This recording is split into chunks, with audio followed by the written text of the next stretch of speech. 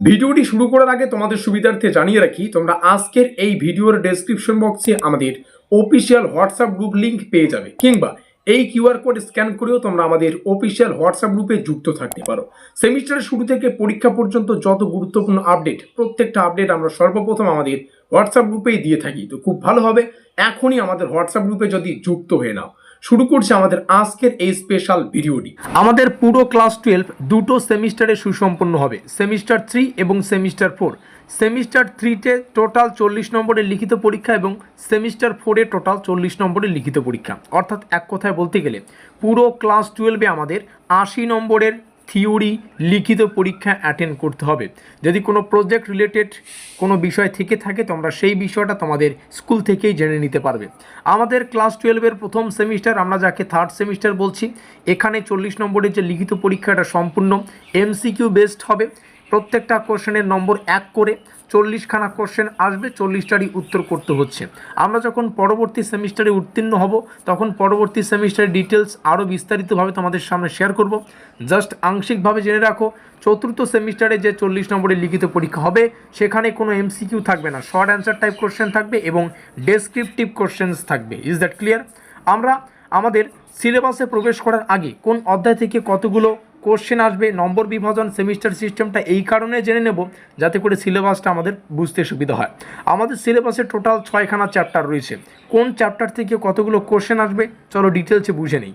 অবশ্যই খাতা পেন নিয়ে বসে না থাকলে খাতা পেন নিয়ে বসে পড়ো, এই তথ্যগুলোকে নোট ডাউন করো, স্ক্রিনশট করে রাখতে পারো এবং একটা সুলভ মূল্য মাত্র 199 রুপিস পে করে তোমরা এই সম্পূর্ণ সিলেবাস থেকে নোটপত্র সংগ্রহ করতে পারো আমাদের কাছ থেকে, যেটা আমরা বিভিন্ন পরীক্ষা নিরীক্ষা করে তৈরি করেছি।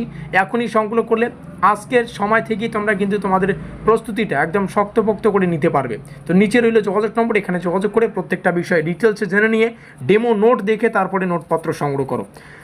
আমাদের সিলেবাসে টোটাল 6খানা অধ্যায়। প্রথম অধ্যায় যেটা হচ্ছে দ্বিতীয় বিশ্বযুদ্ধ পরবর্তী আন্তর্জাতিক সম্পর্ক। আমরা প্রত্যেকটা চ্যাপ্টার বাংলা এবং ইংলিশেই আলোচনা করব যাতে করে তোমাদের বোঝার ক্ষমতাটা দ্বিগুণ হয়। প্রথম চ্যাপ্টার থেকে 8খানা কোশ্চেন। দ্বিতীয় চ্যাপ্টার আন্তর্জাতিক সংস্থা ও প্রতিষ্ঠান, বিভিন্ন আন্তর্জাতিক সংস্থা এখানে রয়েছে, 8খানা কোশ্চেন এমসিকিউ হবে। 3 নম্বর চ্যাপ্টার সমসাময়িক বিশ্বের নিরাপত্তা, এখান থেকে 7টা এমসিকিউ।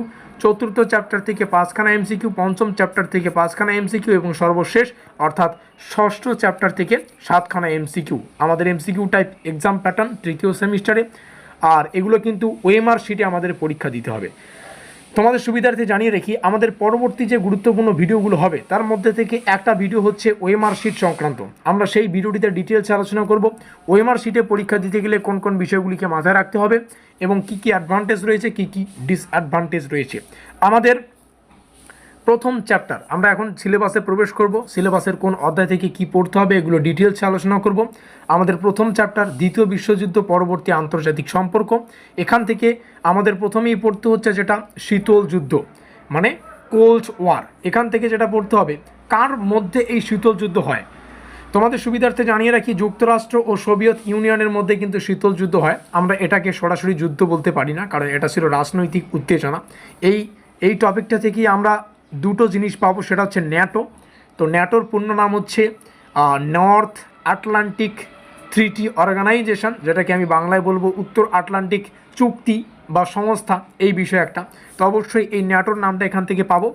তার পরবর্তীতে আমাদের যেটা পড়তে হচ্ছে সেটা হচ্ছে মোস্ট ইম্পর্টেন্ট একটা টপিক, দ্বিমেরু বিশ্ব ব্যবস্থা। তো এখান থেকে বিশ্বকে যে দুই ভাগে ভাগ করা হয়, একদিকে যেমন যুক্তরাষ্ট্র, অন্যদিকে সোভিয়েত ইউনিয়ন, যেটা আমরা সময়কাল যদি ধরি তাহলে সেটা হচ্ছে 1991 সাল। তো 1991 সালে সোভিয়েত ইউনিয়ন ভেঙে গেল। এই যে ব্যবস্থাটা, এই ব্যবস্থা যখন শেষ হয়ে যায়, সেই দ্বিমেরু যে বিশ্ব ব্যবস্থা সেটা আমাদের সিলেবাসের প্রথম অধ্যায়ের এখানে রয়েছে।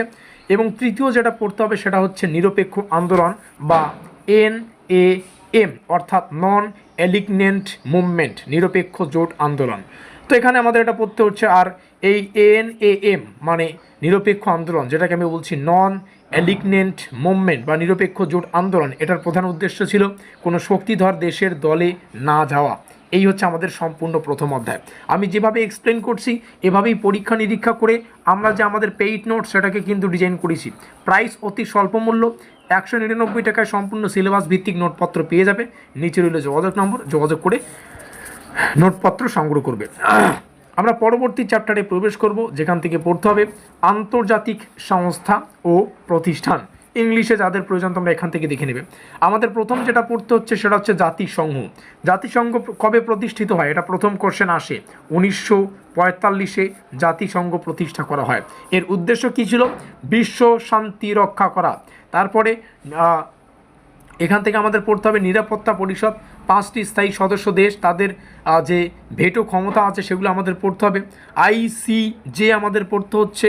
এই পুরো প্রসেসগুলো আমাদের কিন্তু ডিটেলসে পড়তে হবে, ঠিক আছে। ICJ কি বললাম? এটার ফুল ফর্ম হচ্ছে ইন্টারন্যাশনাল কোর্ট অফ জাস্টিস, মানে আন্তর্জাতিক যে কি বলে, আন্তর্জাতিক যে বিচার বা বিচার আদালত, সেটাকে আমি বলবো। এরপরে আমরা চলে আসব, এখানে দেখতে পাচ্ছি ECOSOC, অর্থাৎ অর্থনৈতিক ও সামাজিক পরিষদ। এটার ফুল ফর্ম হচ্ছে ইকোনমিক অ্যান্ড সোশ্যাল কাউন্সিল। ভালো করে শর্ট ফর্মটাও, ফুল ফর্মটা খাতায় লিখে রাখবে, পরীক্ষায় কিন্তু এগুলোর ফুল ফর্ম অবশ্যই জানতে চায়। তারপরে নিচে আসবো, নিচে আমরা দেখে নেবো আর কী কী রয়েছে। এগুলোর গঠন আর কাঠামো তো পড়তেই হচ্ছে। তারপরে হচ্ছে ইকোসস বা ইকোসোক, যাই বলো না কেন, গঠন কার্যাবলী। তো ইকোসোক থেকে আমাদের পড়তে হচ্ছে, এটার পূর্ণরূপ আমি বলে দিচ্ছি, সেটা হচ্ছে ইকোনমিক অ্যান্ড সোশ্যাল কাউন্সিল। এটা তোমরা পড়ে রাখবে। আর নিচে আসবো আমরা, এখানে ICJ, যেটা একটু আগেই বললাম, কি বললাম, ইন্টারন্যাশনাল কোর্ট অফ জাস্টিস। এখান থেকে বিভিন্ন এজেন্সিস রয়েছে, যেমন UNICEF। এখান থেকে এটার অর্থ হচ্ছে যেটা বলবো আমি, United Nations international children's emergency fund, মানে জাতিসংঘের যে কী বলে আন্তর্জাতিক শিশু জরুরি তহবিল, সেটার ফুল ফর্ম হচ্ছে এটা। তারপরে ইউনেস্কো পাবো।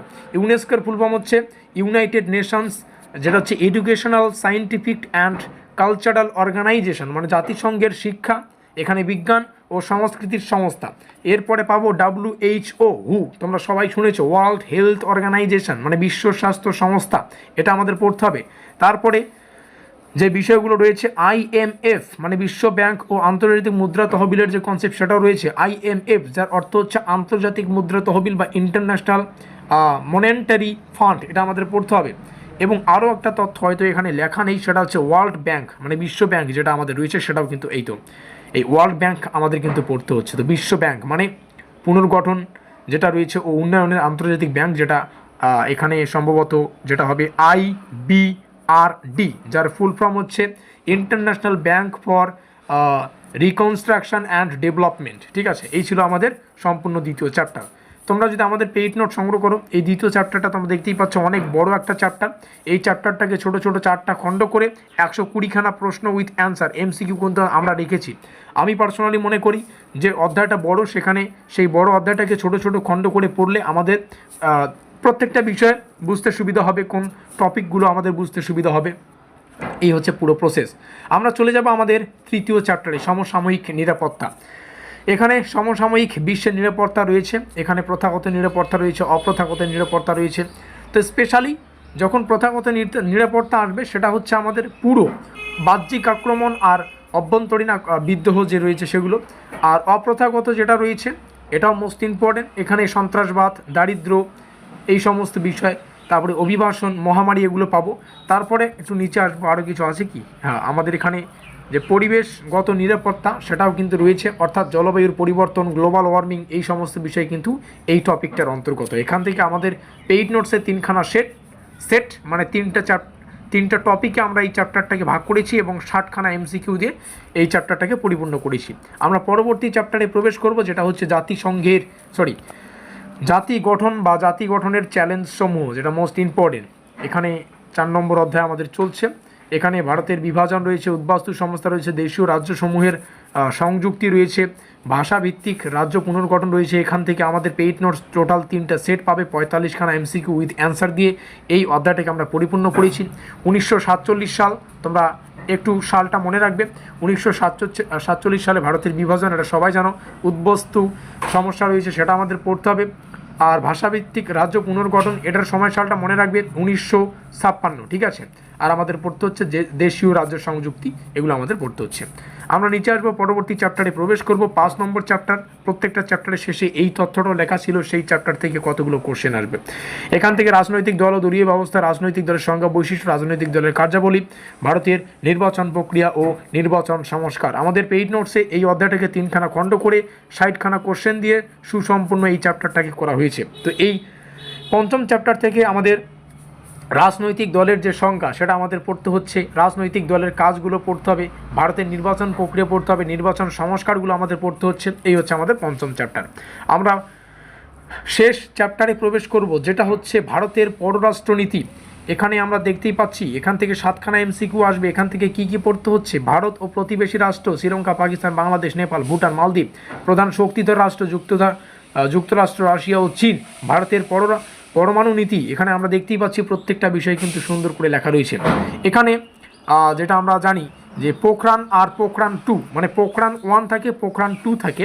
পোখরান 1 যেটা একটু মাথায় রাখবে, আমি এখানে কোথায় লিখব, স্পেলিংটা হচ্ছে এরকম: পয়কার, খ আর বৈষ্ণবয় আকার আর দন্তের নাম, ঠিক আছে।